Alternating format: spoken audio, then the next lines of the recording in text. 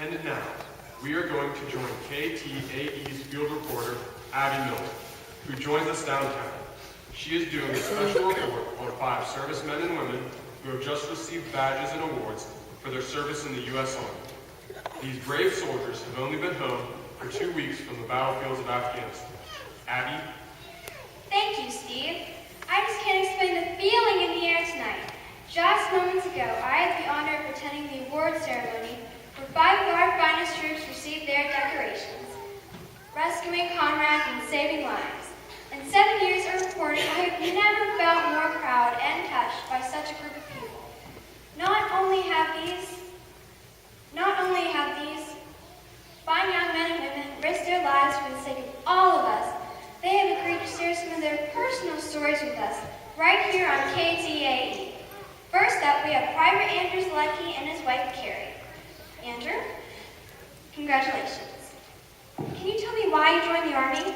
Well, since I was a kid, I just felt like it was right for me. I was offered a full scholarship to attend a great college, but to my parents' dismay, I turned it down. I wanted to experience something different in my life, something college could never provide me. I wanted to see the real world, you know, the one that's falling apart. I remember watching the capture of Osama bin Laden. The next day, I enlisted. What do your parents think now? They're proud of you. They're very happy he's home. Besides your family, what did you miss while overseas? So many things. Sleeping soundly, my pool, my dog. Way too many to pick one. Thank you for your service, Andrew. You're welcome. Next, we have Private First Class Reed Trainer and his wife, Seth. Thanks.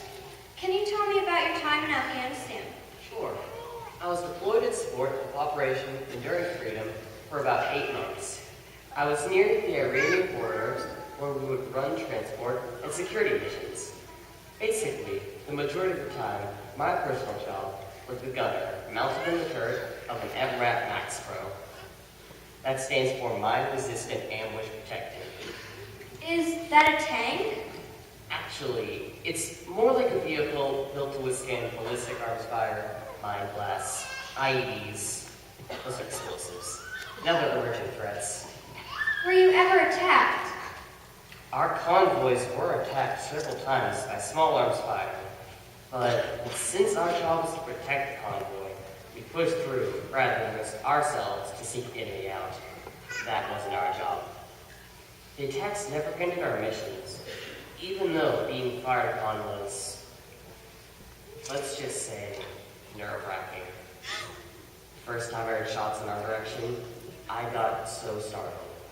I crouched down on our vehicle, even though the turret protected me. My adrenaline was pumping, but it was mind over matter. I had to let myself know that my equipment would protect me and let my training take over. Also, I was afraid we didn't have any IEDs. Luckily, they didn't, and we made it through. What did you miss the most while over there? Many, many things. But definitely the thing I missed most was chocolate cake. I've been eyeing that thing all day. I think I've eaten a whole cake since I've been home. I can understand that. Thank you for your service, Reed. You're welcome. Corporal Lee Ann Stanton and your husband, Colonel and Army Chaplain, John Stanton. Hello. From what I understand, the Pentagon has only recently lifted a ban on women in combat. Can you tell me, how does it feel being among the first women permitted to fight? Well, it's definitely historical, and I'm very proud to be where I am. But honestly, when the ban was lifted, I was really unsure if I could do it. I mean, the thought of it is very empowering, but the reality is kind of scary. The front lines have always been dominated by male soldiers, and they were really intimidating at first. But the guys really supported me and treated me like one of them. They even suggested that I wear my Class A's today. We endured 70 missions together, and the only thing different was our job titles. They were combat infantry, and I was a public affairs specialist who documents the experience, training, military, and police. I didn't really think the other would know the difference. And I understand you're a mom as well? Yes, to 3 wonderful boys, although a bit mischievous at times. That mom side of me, though, I couldn't even look at the Afghan kids. I just had to shut off my emotions, or else you'll tear yourself up inside thinking about your kids and your head has to be in the mission. Well, we are all glad that you're home safe and sound. Besides your boys, what did you miss while overseas? Definitely my mom, talking to my mom every morning. She was the first call I made when we landed stateside, and she couldn't make it today, but my sister could. And I can't wait to go home and give her a huge hug and tell her how much I love her. Thank you for your service, Leanne. Husband, Colonel and Army Chaplain, John Stanton. Welcome. I'd like to ask you as your services chaplain, what do you do while over there? Well, as chaplains, we are not armed. We rely on the Almighty and the troops, of course, to protect us. Our main job is to provide spiritual care and support to our fellow servicemen and women. I imagine you saw quite a bit. Not only the ravages of war, but also how it was affecting your comrades. How did you handle the stress? Well, it's very difficult. I was wounded during my last tour when 2 suicide bombers entered the marketplace. Even when you've been stateside for months, to erase those images is hard. But that's what I have Jesus for. God has called us to be a reminder of His love in the midst of strife. And when we had some downtime, I played some pranks on the guys just to keep their spirits up. What did you miss? So much, everything, really. We take stuff for granted over here. The little things. Warm showers, soft beds. But the thing that I missed the most was actually the end of deployment, when I had to leave the men and women that I cared for in harm's way. I wish that we could have all come home at the same time. Thank you for all you do and have done. It's been an honor and a privilege. Well, this has all been so inspiring. Here we have Sergeant First Class Randy Sutton and his wife, Julie. Thank you. So, I understand you're proud of your daddy? Yes, for the 3rd time, I'm a precious new father. Congratulations.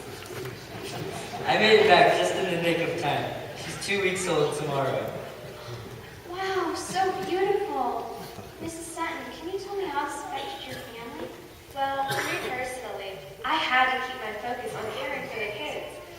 When he first left, I was so worried, and it started to consume my days. But he would tell me not to worry. We prayed for his safety, and God carried us all through this time apart. I was so lonely, though, and it seemed like it was going to last forever.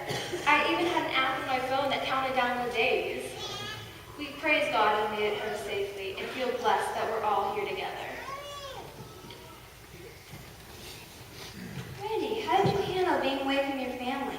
Well, I missed them, no doubt, but to keep them close, I kept their pictures, this psalm card, my bracelets on me when I was eating, sleeping, fighting, always. Can I ask you about the card and bracelets? Of course, my wife and 2 children made this card for me. It's a bit tattered now, but I've read it so many times I can recite it from memory. I sought the Lord, and He heard me, and delivered me from all my fears. It really helped me. Oh, and my bracelets. I had the best jewelry in the unit. I have one for each of my daughters, one for my wife, and one for my dog, Diego. He missed me too, and somebody else missed me taking him out at 5 in the morning. Oh, that dog. It was really annoying. How did your girls handle your time away? Well, my oldest daughter counted down the days on a calendar she had in her room, and she would talk about him any chance she got, but not about the war or what he might be going through. She would talk about how ticklish he was, or how his secret dream was to go on American Idol and win it. They both have a daddy doll. You know, the kind where his picture's on the face of the doll. They sleep with those dolls every night. And my youngest daughter, Sarah, sleeps with one of his shirts inside her pillowcase. And one of the sweetest things I saw was when I saw her spraying his cologne on her shirt. And when I asked her what she was doing, all she said was, "I want to smell like Daddy." Definitely a tearjerker.